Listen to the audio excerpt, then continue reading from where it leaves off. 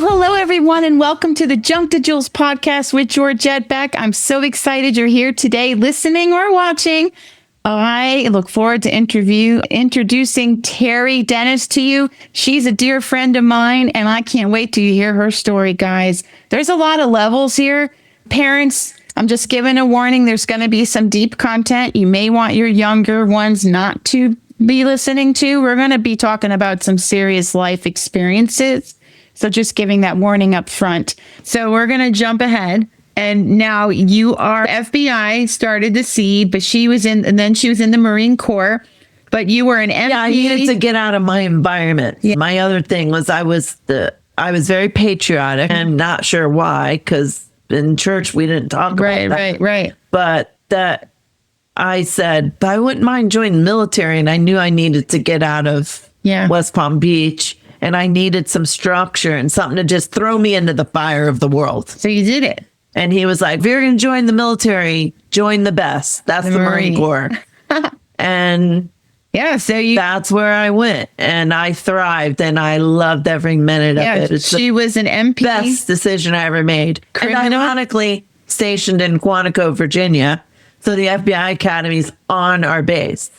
So I got to train there and everything. And she was a criminal investigator. There was one part in her career, she received direction from the Pentagon directly to start the first sole gang intelligence unit, where her primary job was to point a major task force in Northern Virginia, Maryland, Washington, D.C., Metropolitan PD, Police Department. Task force. Yeah. Made up of those. That was the very first, where the government is very much aware of what's happening with the gang violence. And they were trying to... Well, in those days, the Army was getting it, I think, first. And then the Marine Corps, they weren't even having it. Neither was the Army. But I don't know. The Pentagon contacted my boss, because I was military police, basic road patrol stuff.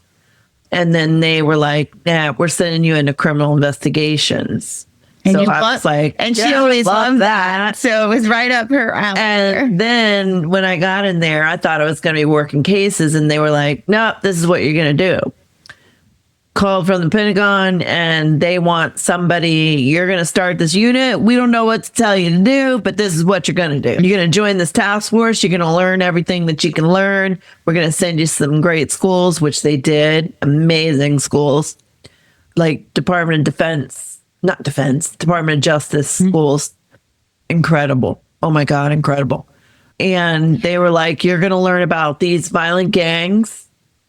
And because we were getting tagging on our base. Okay. And nobody knew how to interpret it, but it clearly looked gang related. Communications. So it wasn't just MS-13. Okay. But there was a huge presence of MS-13, which is Mars Salvatrucha. That's what it stands for. Okay. It's a El Salvadorian origin, I believe.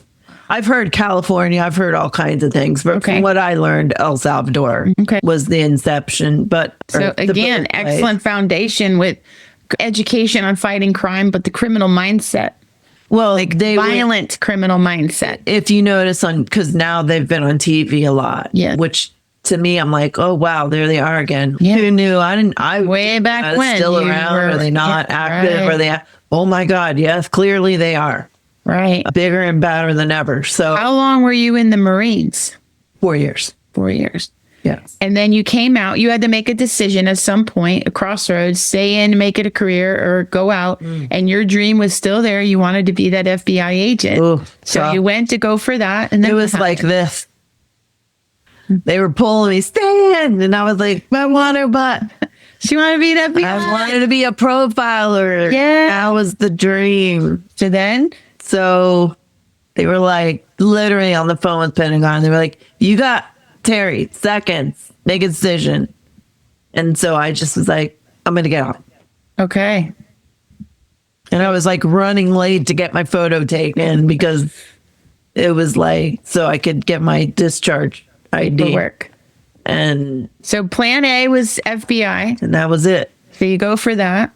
Yeah. You had a plan B. And you're out. So What happened? What's next? So I go home, and in my last year, I was taking night classes because I knew I'm going to get on this degree. And I called over to the behavioral science unit before I left, and I was like, hey, can I come over and talk to you guys? So I got to go to the actual behavioral science unit, which in God. Silence of the Lambs. Yeah. I don't know if you know them. Oh my God. Yeah, we know Where they that walk movie, through the Silence of armory. the It was Lambs. still there in that elevator. God. Yeah, it was still there. Oh my God. And so, I mean, I had been in there before, but not in the actual. So they were like, yeah, come on over. So I got to meet all of them. And this lady who was the linguistics profiler for the Unabomber Oh my goodness. sat on a sofa with me after I met everybody, and they showed me around. And everybody in there is, first, you wouldn't even notice them if they walked by you. The most normal, nice, easygoing folks ever. Okay. And so I said, look, this is what I want to do. It's my dream. What do I have to do to obtain it? I did what I always did when I wanted to. In fact, before I even joined the Marine Corps, I had lunch with an FBI agent because I went to the law enforcement academy, which at that time was Palm Beach Community College. Okay. Now it's like Palm Beach State College, and found the law enforcement director, and he knew an FBI agent. And that guy took me to lunch and was like, this is what you need to do to become an FBI agent. Yeah. And You have the art of mentoring. I just went seeking. Yeah, I just thought out further on the people. path. Yeah. Yeah. I just smart. thought out people. So what happened after that? And so, but then I joined the Marines because I needed that baptism into life, and it was very good for me. So you met with the FBI before the Marines. So yeah, because the academy's on the Marine Corps base in Quantico. So now you're out of the Marines and you're gonna pursue the FBI. Yeah. So I'm like, I was a sergeant in the Marine Corps to nobody. So I'm sitting at my parents' house in Lake Worth. Civilian again. And after a couple of weeks, I'm like, okay, where to begin? Because I'm already bored and I need to get going. Right. So, and my parents can't support me, but they let me live there, of course. And they were just happy. My baby's home, my mom. Yeah. And she, so like I said, I got a year of college at night in the Marines. And then when I got out, so I was like, I got to go back to school, but I need a job. Okay. So searched around, and I had, I think he was a master gunnery sergeant. Okay. Who was the one that was like, stay in, that guy. Okay. High ranking enlisted man. Okay. It's a small world. It's crazy, world, right? One person leads to because the next. Paul's a Marine as well. Yeah. So like through that, and then knowing each other. So that you got redirected. Yeah, they knew Port St. Lucie, Florida. Okay. So they hear I'm from Florida. Okay. So they were like, Terri, have you ever heard of Port St. Lucie? I really hadn't. I was like, is that some hee-haw town there? Yeah. Country bumpkin? Yeah, it's like far away from West Palm I didn't know anything. Right. So anyway, I drove up, I called, and I got in touch with him, and he was kind enough to take a few minutes out of work and show me around the department. And everybody was so nice and just showing me around. Some nobody. And I'm like, I'm just looking for a job, and I'm just checking it out because somebody knows somebody. And then that door opens, and there's the Port St. Lucie Police Department. I pursued it, and then I was so thrilled because if you were Army or Marine, military police, you didn't have to go to academy. Right. So I had to do a 2-week equivalency course and take the state exam. So I flew through that because I was just shooting, driving, some law, no big deal. All right. Then flew through that. And then I had, I think, 4 months to study for the state exam. Okay. So I did nothing but sleep, eat, and study. Okay. And I aced that test. Yeah. All right. I got hired. And we're going to be speeding up our story a bit here because there's a couple more key things I want to touch upon before we end this interview. So you're with the police department 24 years. You had a vast career. You started off as road patrol. Okay. Then you went into, it's funny how our life backstory brings us into the future for a purpose. So you've heard of this before.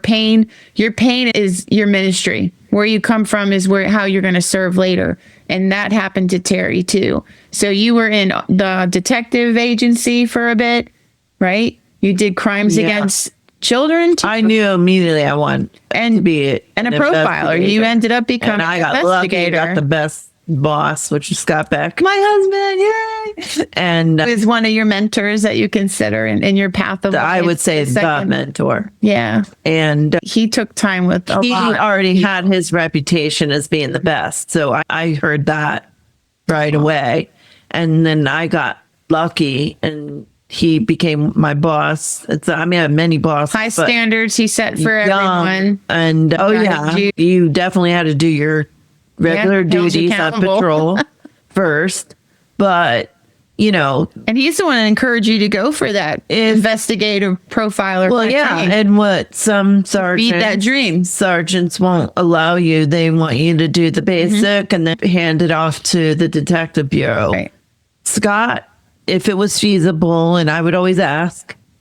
Now, some things you just couldn't, but like a burglary, for example, he let me work several. To learn it. Yeah. Wow. And let me use any extra time to go follow up on my own leads instead of that could have easily been passed on. But I made those connections and he allowed me. I always told him what I was doing and he let me run with it as long as my patrol duties weren't. He encouraged you to spread your wings. Yes. And not keep you boxed into your current path. And that not every leader does that. It's a good leader. They think most don't. They are recognizing your skill set and feeding that ember, that fire. Most don't. Yeah. He did. And he did. And you went with it. And that added to your growth in the department and your own leadership abilities. He was everything. Yeah. What were some of the key memories or the key moments in your career as a police officer? And then you became a sergeant, you got promoted. Just go with one and then we'll move on to the next part of your life story. What's one thing that was so impactful or just life-changing for you and or the person, someone you helped or something? Oh gosh. So many. You mean a case? A case? Something that sticks out right in your mind right now. What? Just something immediate that you remember. Yeah, that's easy. It was a child abuse case. Little girl was 8 years old. Okay. She had her dad. He had full custody. I don't know what happened to the biological mother. She had a stepmother. I'll just call her step monster because that's what I call her then.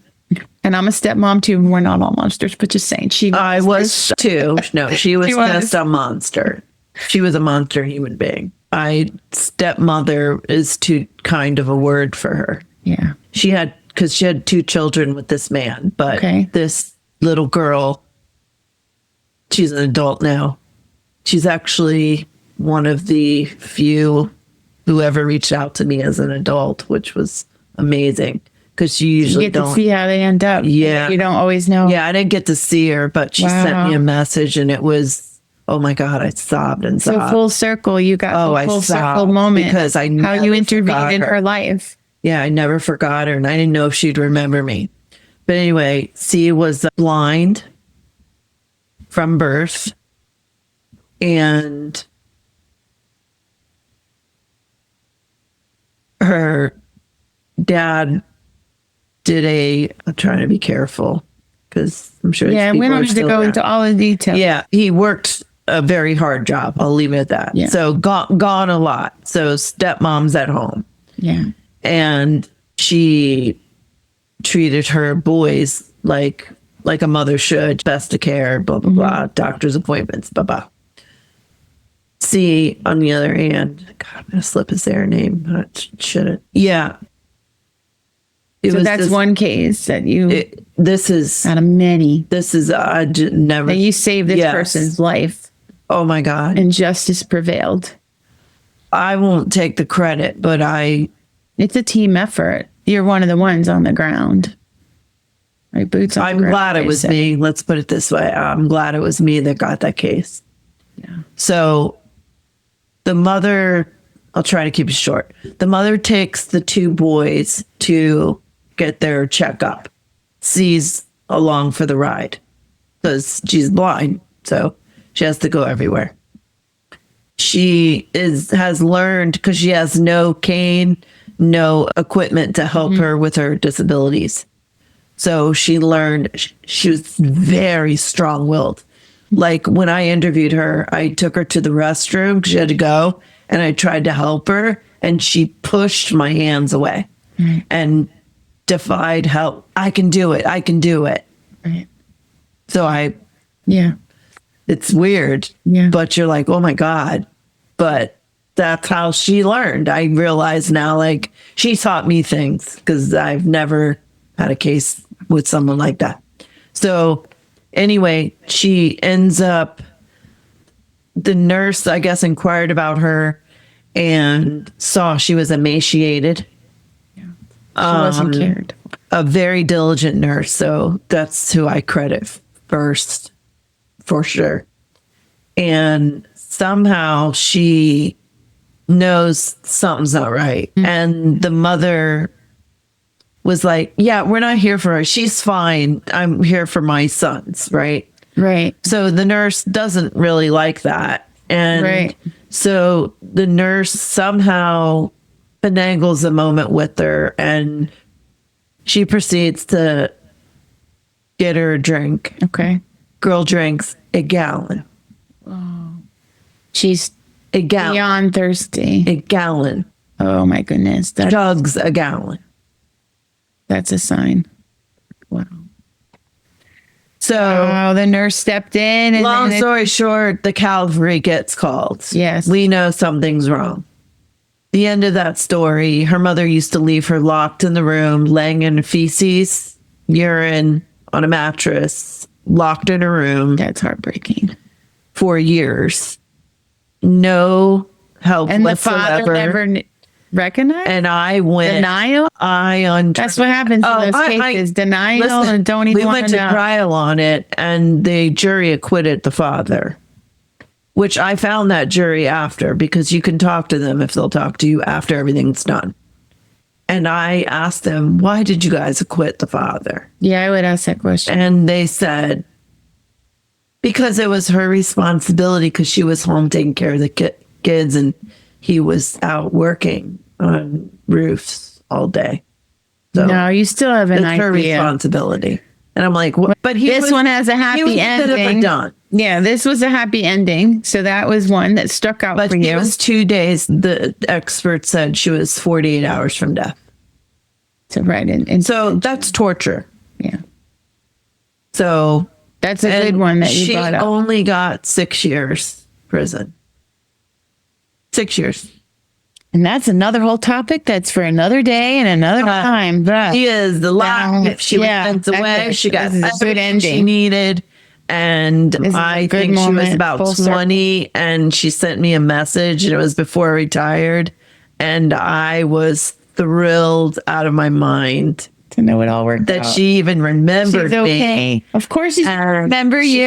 You're telling that she loved me. And she remembered me. Yes. She thanked me. And she said she was doing wonderful and she's very happy. Oh my gosh, that's my favorite story. And then I actually watched your video, your retirement video. When a police officer, someone in law enforcement retires, they get on the radio in their vehicle and they do the final call. And your number, you were 264, was it? Yeah. 264. Police officer after police officers getting on the radio and saying a word to Sergeant Terri Dennis, and just saying a goodbye and saying a word, and police and moment after moment, and she's getting emotional, she's just receiving the love and it's happening. Like, this is going to be her final call on the radio. And so many people said stuff, and then Terri gets on her what do you call it? What do you call that radio? The radio microphone. And she says her goodbye, and just the emotion. So that was a big, large part of your season where you were helping so many people and giving back. And this was a closure, and it was a good ending. You did so much good for the community. It did end it with world peace. I love it. You had a lot of hardships during that time. Like, you had a 10-year marriage come to an end, and that's where we met and worked with Terri one-on-one. And a lot of us break in life. I know that's what my book's about. It was hard. It's a living death. Painful. It's a living death when a relationship ends.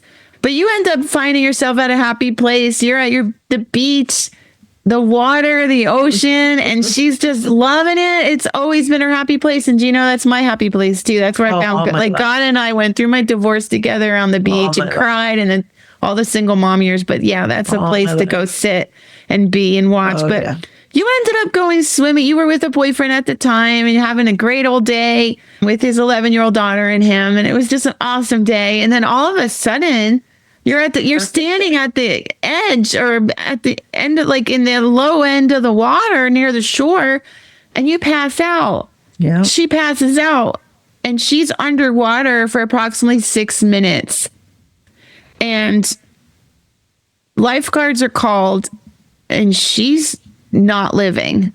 And they have to resuscitate her and do CPR. And they're still working CPR as they load her into one guy found me. You one of the lifeguards? No. Oh, a bystander. Just a citizen. A bystander. Jay. Okay. And he was on his phone and saw me. He saw my head down, but he thought I was just stuck on my head. So he went back to his phone.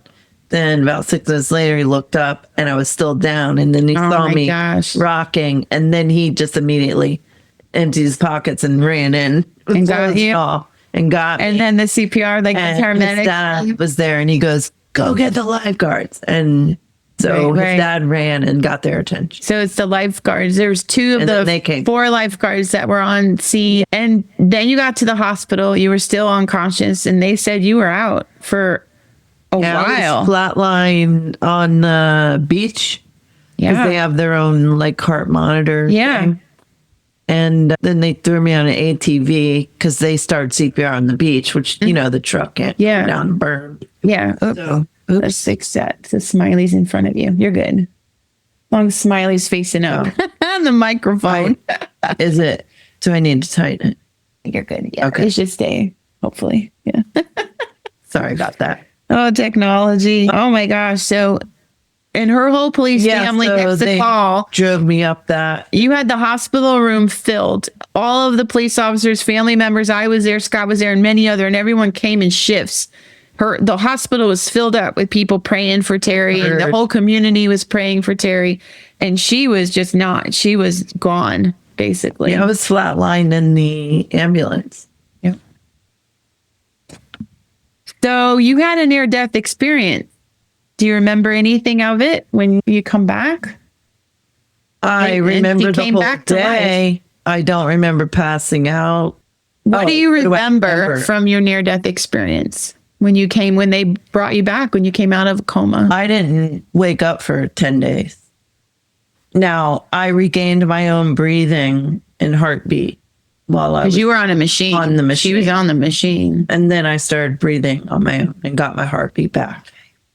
I think because I went through all the records with a nurse at my house because I wanted to know everything. Because of y'all, I learned who was there. I didn't know.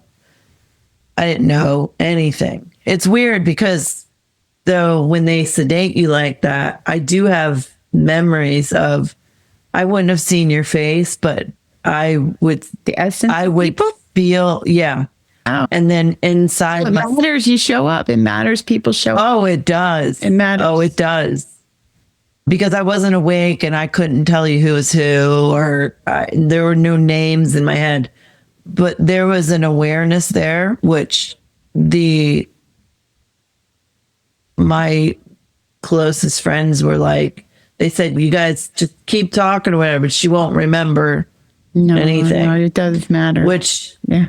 I remember something, and that something was I may not have known it was Georgette or any of my other friends, but I felt overwhelming feelings of love. Like I could feel the presence of somebody over me.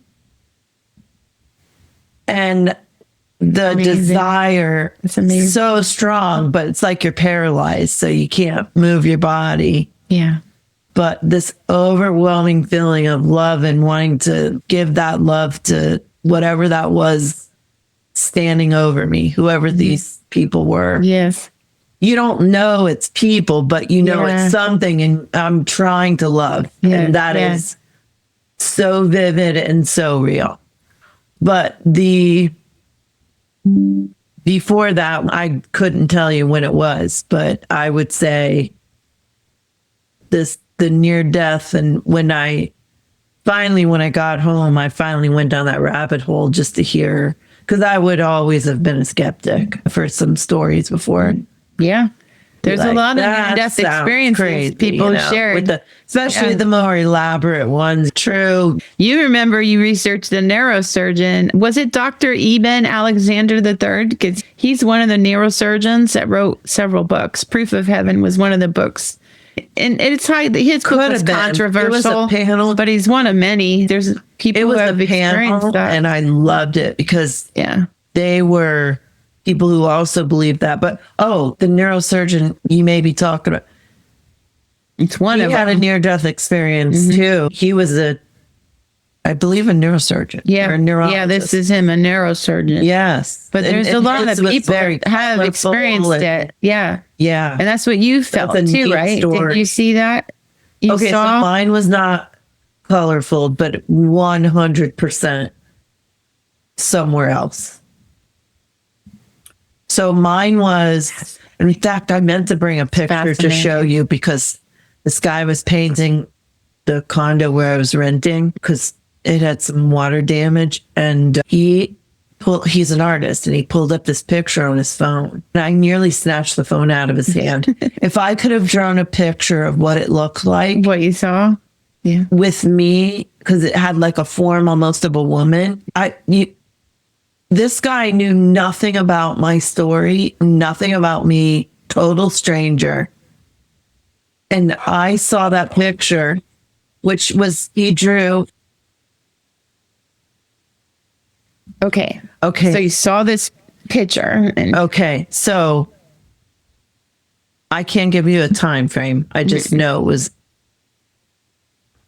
another place. I was in another place. On your best day in life, if you could think of one of the best days of your whole life. Yeah, everything's beautiful. Where everything's just perfect and beautiful and peaceful. A lot of beauty. Yeah. Okay. It would make that kind of a day look like a nothing ordinary day. That's intense. That's to try majestic. To put it in a context. Yeah, that's amazing. There's no comparison. No. Not beauty, if you're looking at the ocean or some beautiful flower, not like that, because there wasn't colors. Was it feeling like a huge feeling? Yeah, it was the feeling. It was beyond euphoric. So it was an orb shape. So I'm in this orb. Okay. There's no body. I'm aware that it's me, but not Terri. Right. I'm not like, it's Terri and I'm here. Right. It was just me. Yeah.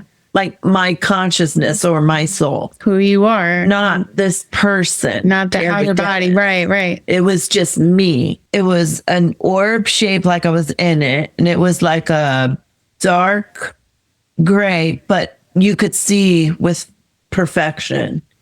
Like it just like a surrounding, floating. Yeah. Pretty black. And you're in the orb. And I'm in it. Wow. Did you feel any other presence?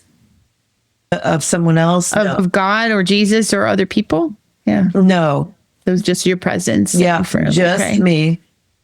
And I was looking like this. Yeah. And I was so conscious that, again, like on your best, most conscious day where you've got your rest and you're going to take a big test and you're like, oh, the You were at planets peace. aligned. And It was like, just 100% of you're so aware. Okay. Okay. Just so aware that even on those human days like that, it's a million times more. That's So intense. that Yeah. I learned when listening to people, they were like, I don't have words to describe. And I heard it from hundreds of people after listening to stories. And I sobbed because I'm like, that's what I would say when people would ask me. I don't have the words. There are no And words. then when to I heard people that articulate. went through it, I went, thank God it's not just me because you can't put words. No. You can't put words to be that aware and conscious. It's so heightened. It's a that higher, it's otherworldly. higher level up. It's otherworldly. Yeah. And so I'm looking around and the peace, what's the verse in the Bible? Peace that passes all understanding. That's the verse that always comes to my mind. It passes It's all true. understanding. And I would love to share it, but I'm like, God, you had to be there. Oh my gosh. And so up to the left was another like orb shape, and it was a very light white gray, Okay. like I could have floated right to it. Oh, wow. And so I just remember looking at it, It's interesting. and I'm just there and fully aware and absorbing that peace that I wish there was an adjective. Yeah. And there's no feeling of time. Dictionary to try to find a word. You didn't feel like the pressure of time. There's no time. It's Nothing. just, you're there. You're there. Mm-hmm. You're there.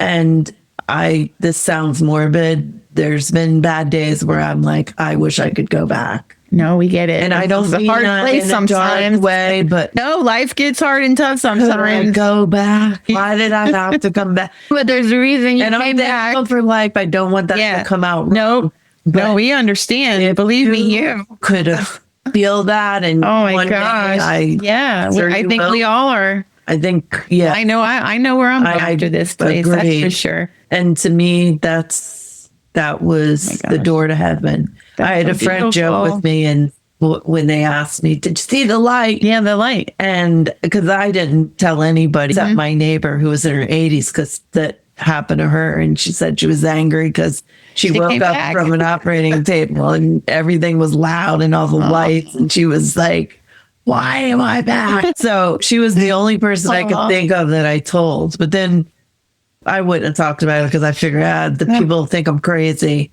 even though it's 100% true. And then I had a friend at work that said, you were in the foyer. Oh, yeah. And that made me laugh. And ever since then, I'm like, that was a good joke. Like, maybe it was the foyer. Oh my gosh. So you were quite in, but you were in the vestibule. We are going to wrap this up because I always ask our guests a few questions. So with everything you just shared, so do you have a favorite book, and why would it be your favorite book? Oh, book in the Bible? So a lot of us say the Bible's our favorite. So other than the Bible, Yeah, because I don't. because that's the book, like that published is still even now. That's In the a middle top selling. of finally reading it cover to cover, I always skipped around, and I can quote lots of verses. Oh my gosh, Psalms is my. But I want it now that I'm old enough and I have no interruptions. I'm like, this is the time. Yeah. This is the time. So it is your favorite, or it's the one you're really paying attention Well, to. my mother's, I couldn't open it for years because she And loved understandably the so. love to me, and I just emotionally couldn't handle it. But now, That's a treasure that you have that. Yeah, the way she talked about me is So beautiful. it's beautiful. So I just couldn't handle it. So I figured I'll just wait. It's in a special spot, and I hope. soon I'm ready. But okay, favorite book. I do have a favorite book. It's a dark book, though. It's why is it your favorite? And what is it? It's called Whoever Fights Monsters. Okay. And why is it your It's favorite? by Robert Ressler. Whoever Fights Monsters by Robert Ressler. Ressler. He was one of the original founders of the Behavioral Science Unit, And the that FBI. that's why. That's your whole core of you. That's your passion. So That I'd say became your that's life my favorite purpose. book. That's awesome, Terri. Do you have a favorite quote or affirmation that sticks out in your mind? My gosh, I literally keep, I love quotes. I keep. I have too many. I have scriptures. I've been put writing everywhere. quotes since I was in my 20s. I have notebooks. I now on my Does phone. one stick out Oh my goodness. to you right now? Oh my gosh. I know.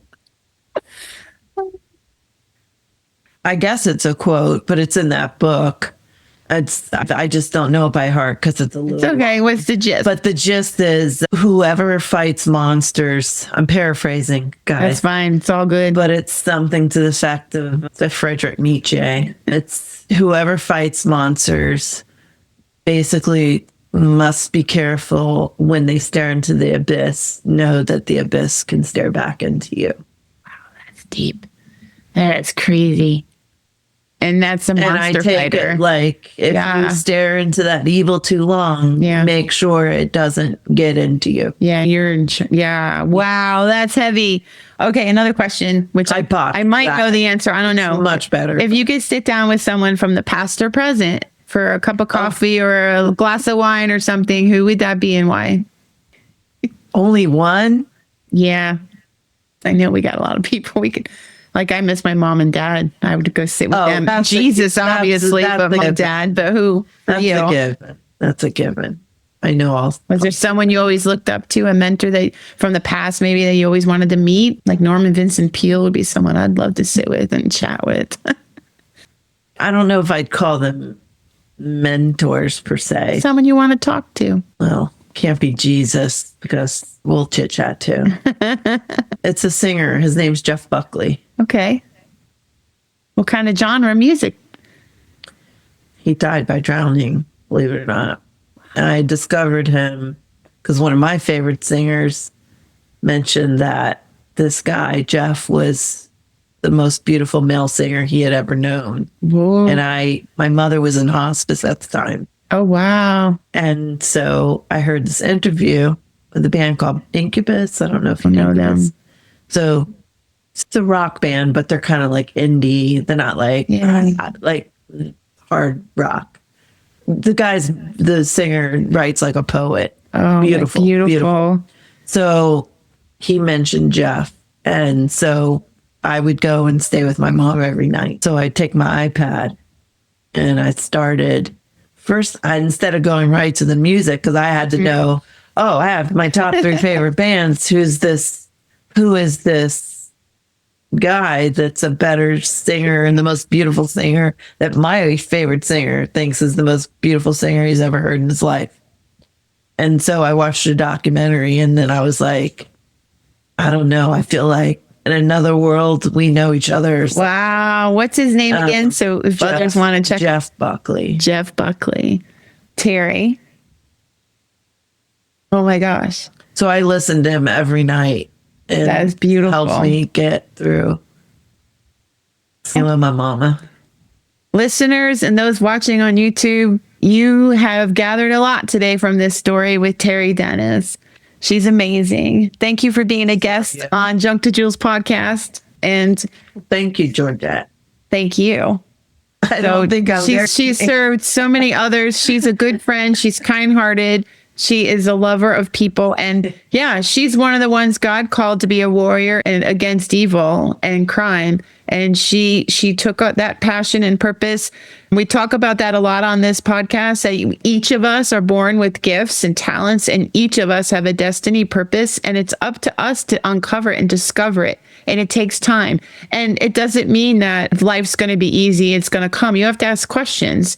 Faith has held both of us.